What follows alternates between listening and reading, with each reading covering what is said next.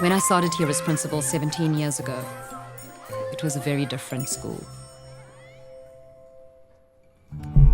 Children sat down and were quiet in their classrooms. They didn't move around. The teacher stood in front, dressed conservatively. We had just gone through a whole change in society within our country. The children here were not only mainly white, but they were also homogeneous in culture and religion.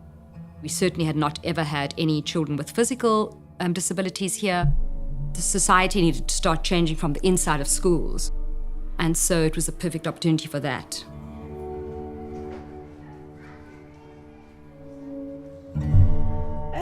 To me, as a mother, I have really been extremely blessed to have my two children, especially because David, my oldest one, he was born with a lot of problems.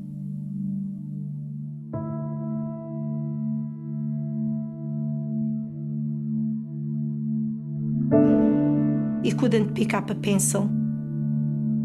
They said to me, David won't be able to read, he won't be able to write, he won't be able to do anything. I had high expectations for David, even knowing his limitation. If you were unusual, you didn't come to the school right away. And if they found out that you were unusual after you had been entered at the school, then you were taken away from there. She'd been to, I can't even remember, 40-something schools. Sorry, we're full. Sorry, we can't accommodate. Sorry at all times. A lot of the staff, I think, were scared. They didn't really want to change. They couldn't see the empathy that our children would have to learn. They couldn't see that although this boy might not be able to remember things, he would teach us. I had to then make the decision as a leader to say, this is the way we're going to go. And even if I have nobody behind me initially, I have to just make that decision. I do remember seeing David walking around the school, and he was always surrounded by other children, at least 2 or 3 children, because they were helping him manage his day. And so they would remind him what books he needed to have out for the next day, made sure he had his homework with him. So we grew with the confidence. It wasn't really a panic attack anymore to go to school, but it was a joy. We realized that the children were leading all the time. They were showing us ways of doing things differently and changing society.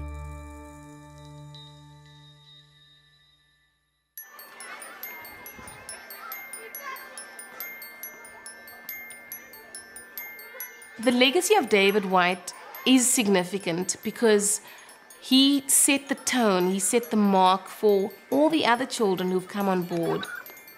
It's a school that is willing to not be conventional quite intentionally. We're trying to say we'll do something that's different, and we do that all the time.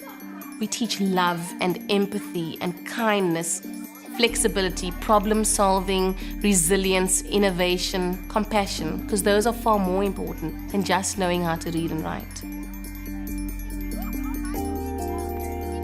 We teach them how to manage real life situations so that they use their thinking to try and problem solve. In society, at work, those are the kinds of things that are going to happen all the time. The school focuses on that hidden curriculum of values teaching and conflict management and team skills. Those will never go wrong. Generally, there's a sense of the children working across the grades to help each other. They help us with the recycling. They will help in the library. Children help with all the animals. They are part of what the school represents. They're not just a byproduct of what we do. I'm really proud of the society that we have created here, that we're still creating literally day by day, because it never stops. I think the way the staff and all the pupils interact is very different from other schools.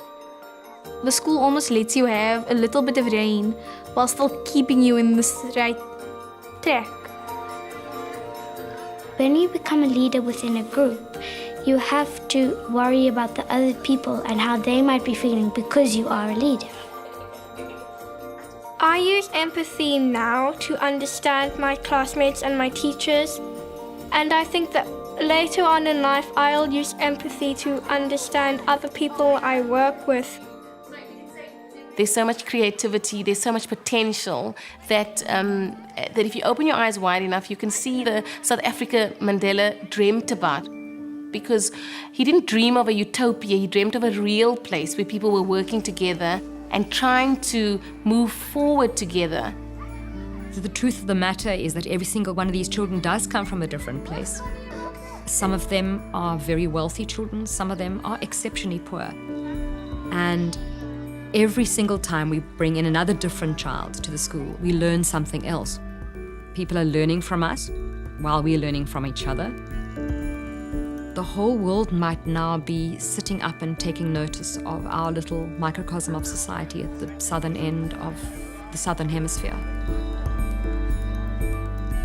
I still remember David every day because I have his picture that he drew when he was in grade 2 on my wall. And when I see that picture, it reminds me all over again that we need to be brave every single day because the possibilities after that are endless.